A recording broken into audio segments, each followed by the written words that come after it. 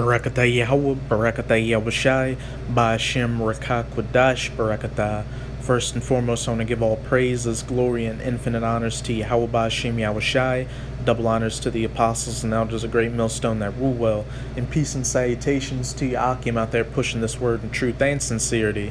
This is the brother Ra'aya with another video, and I got a few articles and scriptures to show that things are going sour in the good old US of A, also known as that virgin daughter of Babylon or Babylon the Great.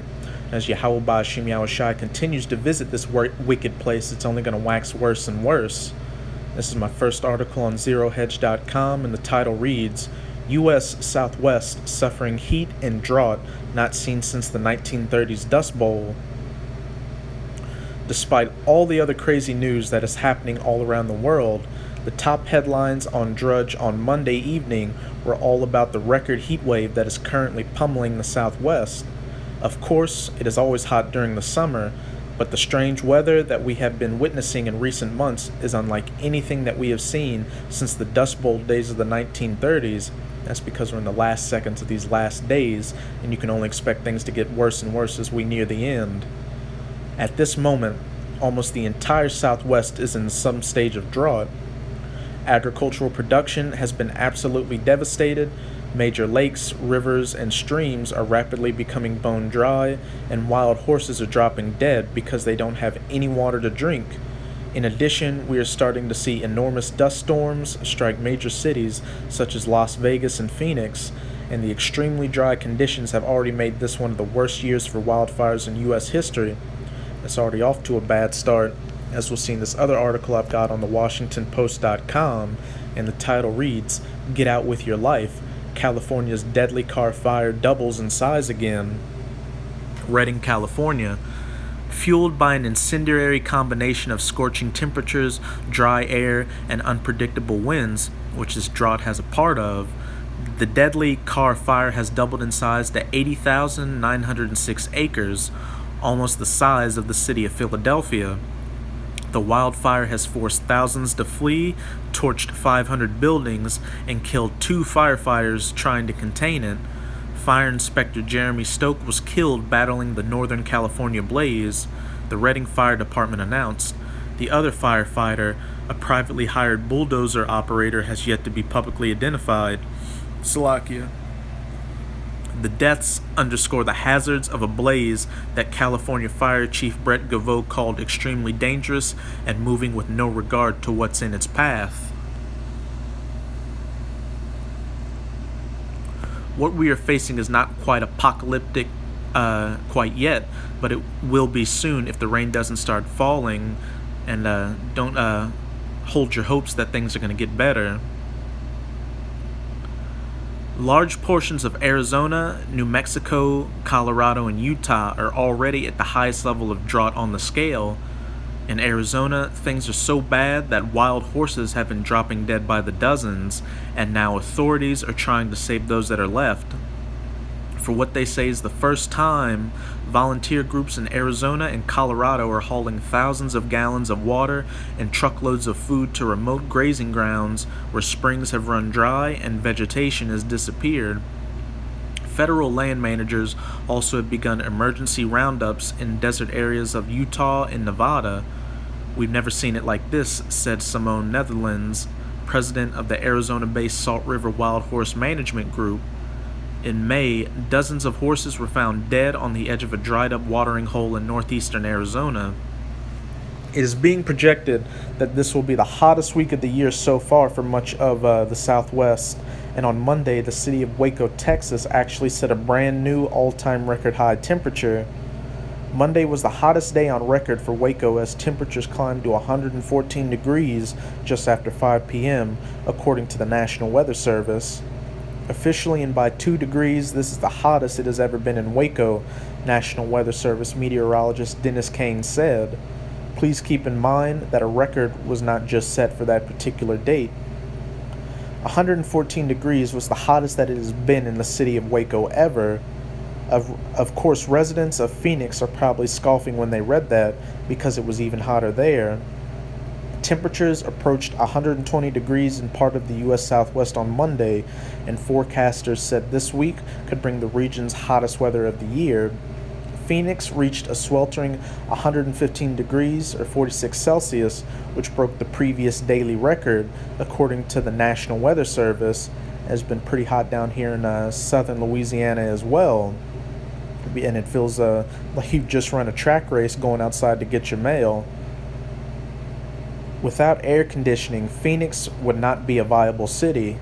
During this time of the year, the air conditioners run extremely hard, and authorities have issued an excessive heat warning until Wednesday. From Monday, July 23rd to Wednesday, July 25th, Phoenix will be under an excessive heat warning. During this time, residents are recommended to stay indoors. With the temperatures rising and ACs on, APS expects record numbers for energy usage. Over in California, the big concern is whether the power grid will hold up or not, and things haven't been going too well lately in the state of California, because recently there was a law passed in some parts to where if a person uses more than 55 gallons of water a day, they'll be fined $1,000. On Monday, ISO authorities ordered Californians to conserve electricity. California's power grid operator on Monday issued an alert to homes and businesses to conserve electricity on Tuesday and Wednesday when a heat wave is expected to blanket the state. The California Independent System Operator, or ISO, the grid operator, said it issued the so-called flex alert due to high temperatures across the western United States, reduced electricity imports into the state, tight natural gas supplies in Southern California, and high wildfire risk. And that followed a similar alert that was put out by Southern California Gas. It will be very interesting to see if California can get through this current heat wave without any substantial disruptions. In the past, heat waves have come and gone, but things are different this time.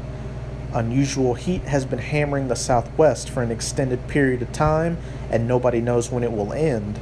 For example, experts tell us that the U.S. experienced the hottest month of May ever recorded. The USA is sweltering through what will likely be its hottest May on record, according to a preliminary analysis of weather data. National Weather Service meteorologist Victor Murphy said May 2018 should break the record set May 1934 during the Dust Bowl.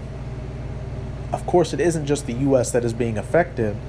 Over the past 12 months, we have seen an endless string of record-high temperatures being set all over the world. Again, because these are the last seconds, the last days. But what should deeply alarm those of us living in the United States in particular is the return of Dust Bowl conditions to the Southwest. Just within the past couple of days, we have seen massive dust storms hit Phoenix and Las Vegas. Very few of us were alive back in the 1930s, but we have heard about the immense devastation that occurred as much of the Southwest was literally transformed into a desert. Well, now it is happening again. Scientists tell us that the Southwest has been unusually wet for the past several decades. For most of human history, the Southwest United States was a bleak, barren desert, and it appears that those conditions may be attempting to return. And very shortly, the entire United States is about to become a bleak, barren desert wasteland after those nuclear missiles hit this place and destroyed from sea to shining sea. If Dust Bowl conditions continue to intensify, it won't just be Arizona, New Mexico, Colorado, and Utah that are affected. Agricultural production will be devastated in Kansas, Oklahoma, Texas, and other Midwest states as well, and that would have profound implications for the U.S. economy and for the future of our society. And on top of this, you've got this trade war, which is starting to affect U.S. farmers, as well as record numbers of U.S. farmers committing suicide. So you can see a perfect storm starting to form. And now I'm going to get into a few precepts. This is 2 Ezra chapter 9. I'm going to start at verse 1. He answered me then and said, Measure thou the time diligently in itself, which is what I'm doing right now by keeping my eyes in the news and on these scriptures and making these videos. And when thou seest part of the signs past, which I have told thee before, then shalt thou understand that it is the very same time wherein the Highest will begin to visit the world which he made. And we're in these times right now. And now let's see what some of these signs which were shown in the past are. This is Matthew chapter 24, verse 7. For nation shall rise against nation, A nation means a race of people, and you're seeing these race relations deteriorate with each passing day. And a lot of you so-called Negro women have been getting killed lately by Edomite or so-called white men, and that judgment's just going to get worse and worse for you Israelite women, or you so-called Negro, Latino, and Native American women. And kingdom against kingdom, and we're seeing that with this U.S.-China trade war, as well as the U.S. and the EU having problems, and the U.S. and Iran having problems, and Israel and Iran having problems, and vice versa. And there shall be famines and pestilences and earthquakes in diverse places, and earthquakes are happening just about every day across the earth, and we can see how this drought's going to exacerbate famines in the U.S., and not only are there going to be natural famines, but also man-made famines, because the U.S. government's going to stop shipping food to stores because they want to create a sense of panic in the populace, so people will be desperate for when they implement that Mark of the Beast RFID microchip. People will be more than happy to take it because their stomachs are going to be touching their backs. Verse 8, all these are the beginning of sorrows, and with all this going on, we still haven't reached the nitty-gritty yet until that Mark of the Beast microchip is mandatorily implemented. That's going to be that hour of temptation. Now I'm going to close it off with Joel chapter 2, verse 30. And I will shew wonders in the heavens and in the earth, blood and fire and pillars of smoke. Verse 31, the sun shall be turned into darkness, and the mud and the moon into blood. And what just happened the other day, that blood moon lunar eclipse before the great and terrible day of Yahweh come. So as we can see, we're nearing Jacob's trouble, and just all hell and pandemonium breaking loose. So you brothers, just stay strong in this word, pray and fast if need be, and just we all just have to hope we can endure until the end. So with this video, I hope you sincere Akim were edified. I'm going to say Abba Babal, Kwam Yasharala, and until next time, Shalom. Keep pushing on, Akim.